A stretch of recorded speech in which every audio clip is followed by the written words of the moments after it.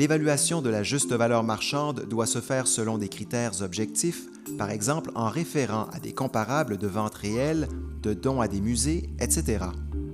L'évaluation se fait aussi, notamment, selon des calculs précis prenant en considération la mesure linéaire en centimètres ou en pouces, laquelle fera hausser progressivement la valeur d'une œuvre selon sa dimension relative.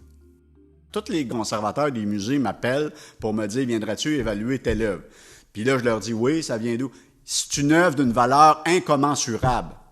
Ben oui, donc il n'y a pas de prix à y mettre? Non, c'est impossible d'évaluer cette œuvre-là. Elle est unique, elle a été exposée dans tous les musées au monde. Pourquoi tu m'appelles? Ben parce que là, on va la transporter au Louvre, puis ça prend une évaluation. Ben c'est ça.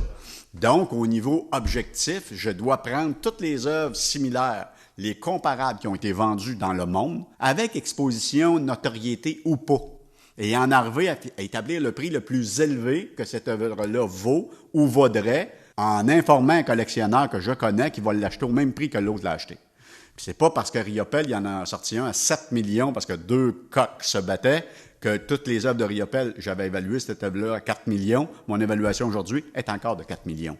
Parce que c'est pas normal qu'une œuvre soit sortie à 7 millions. Ça, c'est comme la signature sur une œuvre. La signature donne zéro argent de plus. La valeur n'est pas augmentée parce qu'il y a une signature. Ça rend l'œuvre plus facile à vendre. Une œuvre qui a été exposée dans plusieurs musées, ça la rend plus facile à vendre. Est-ce que ça la rend d'un prix supérieur? Il y en a qui vont payer supérieur. Oui, qui vont le payer. Je viens de faire une œuvre de la Liberté, un bronze de la Liberté, puis là, le client me dit « ça vaut plus que 55 000 ». Je suis d'accord avec toi parce qu'elle est rare puis il n'y en a pas beaucoup de vendus. Mais moi, mon évaluation là, est basée sur des critères objectifs, sur des dons qui ont été faits, qui ont été passés à la Commission des biens culturels aussi, mais sur des ventes réelles qui ont eu lieu.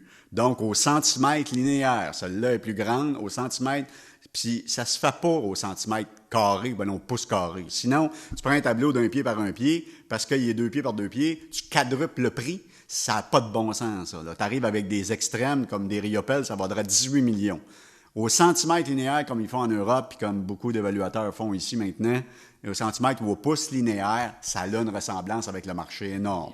Comme calcul mathématique, tu prends tous les comparables qui ont été vendus de cette année-là, les comparables les plus près de ça, tu regardes combien a été vendu au pouce linéaire, puis là, tu appliques la formule, ça te donne une moyenne, mettons, ça fait 1842 $ le pouce linéaire. J'ai fait un Renoir. Renoir, scène, paysage seulement, ça vaut 18 500 $ le centimètre linéaire. Paysage avec individu, avec des personnages, ça vaut 22 000 le centimètre linéaire. Avec personnages et maisons et villages, ça vaut 24 500 le centimètre linéaire. Donc, le coefficient, il faut toujours qu'il reste objectif. Fait que moi, toutes ces choses-là de commerçants puis de gens qui viennent, parce que justement, ma pratique, là, c'est que je me suis engagé, moi, j'ai signé des contrats avec les assurances, avec les banques. Je peux pas être lié à aucune galerie, aucun musée. Fait que je suis le seul expert, témoin expert à la Cour civile et criminelle. Pourquoi? Parce que je suis indépendant, puis je travaille avec tout le monde et personne.